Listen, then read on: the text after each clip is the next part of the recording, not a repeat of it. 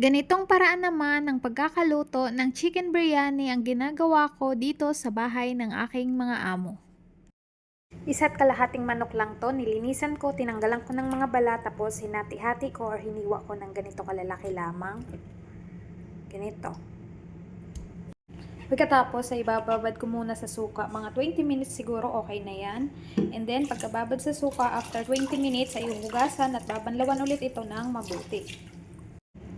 Habang nakababad pa naman sa suka yung manok, nag-prepared na rin ako rito ng mga iba ko pang kakailanganin. Tulad nitong luya, mayroon ditong luya, kamati, sibuyas, bawang at itong green bell pepper. Green na may konting red.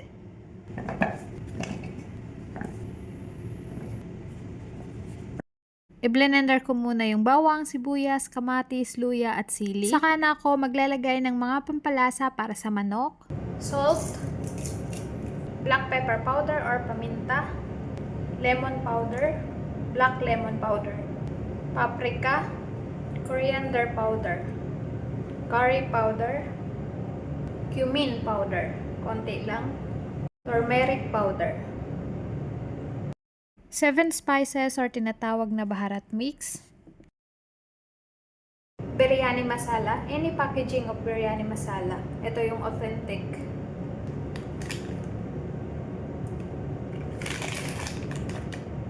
Dalawa. Chili powder, optional. Isasama ko na rin dito yung mga na-blend ng aromatics. Plain yogurt, naglalagay na rin ako, bali 1 kalahati yung nailagay ko dyan. Nagsuot ako ng gloves para mahalo ito ng maayos at kumapit yung mga pampalasa sa pinakakarne ng manok. Pansin nyo, maraming mga nailagay na mga baharat or spices, pero okay lang yan dahil karamihan din naman doon ay mga natural or organic. Nang ma-mix o mahalo ko na itong maayos, ay hahayaan ko muna sa refrigerator. Tatakpan ko muna to, then hahayaan ko sa talaga overnight.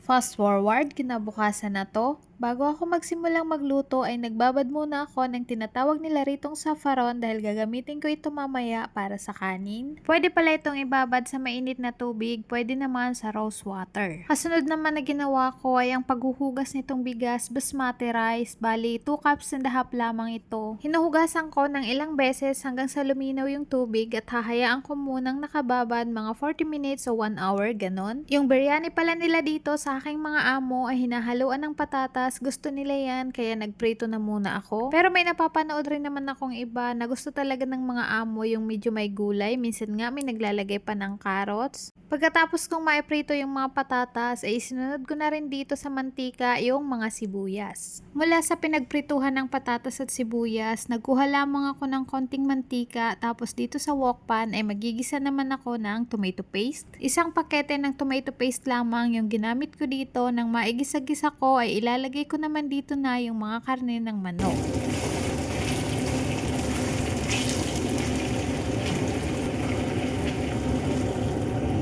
Yung pinakakarne lang din muna ng manok, yung inuna ko para maigisa ko rin ito kasama ng tomato paste. Pagkalagay ko nga nitong mga manok ay nilakasan ko muna dyan yung apoy, tapos sinalo-halo ko lamang. Konting gisa-gisa lang naman din, saka isinama ko na rito yung pinagmarinitan dahil nandito lahat ng mga pampalasa. Pagkatapos ay tinakpan ko lang din muna, tapos pinahinaan ko na yung apoy, hinayaan ko lang din ng mga 20 minutes muna. Makalipas nga yung mga 20 minutes ay isinama ko na rin dito yung mga patatas, pati na rin nagbawas ako ng konting sibuyas mula doon sa naprito na. Coriander leaves, kinakailangan din yan. Dapat nga may kasama pa sanang mint leaves, kaso naubusan naman dito. Sabi naman ng nanay, okay lang naman kahit walang mint leaves, hindi naman to para sa pangbisita, para sa kanila lang naman ito. Tatakpan at hahayaan ko lang ulit ng mga 20 minutes pa. Sa paglulutuan naman ng kanin, magpapakulo lamang ng tubig na may asin, hahaluan itong mga whole garam masala, pati na rin ang lemon na na-slice ko na. Pwede rin pala dito maglagay ng konting mantika, papakuluan ko lamang yan ng mga ilang minuto, at tatanggalin ko lang ulit yung mga ibang baharat dahil ayaw nila yan ang nakakain kasama ng kanin. Saka naman, ilalagay ko na rin dito yung bigas at hindi ko alam kung anong nangyari, bakit naputol yung video. Habang nagpapakulo sa bigas, tiningnan ko ulit itong manok at okay na ito. Ganito na siya, luto na at medyo nagmamantika na. Huwag din kakalimutan pala tikman yung lasa, lalo na yung asin kung okay na.